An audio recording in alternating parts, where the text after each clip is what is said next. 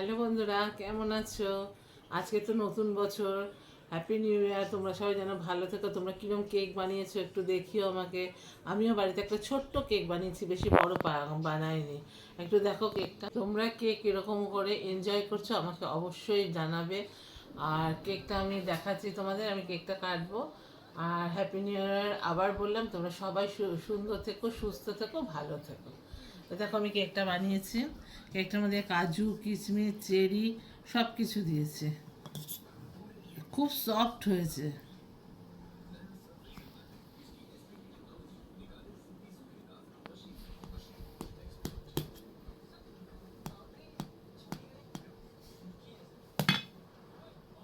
দেখো বন্ধুরা, কি সুন্দর কালারটা এসছে আর কি সফট হয়েছে।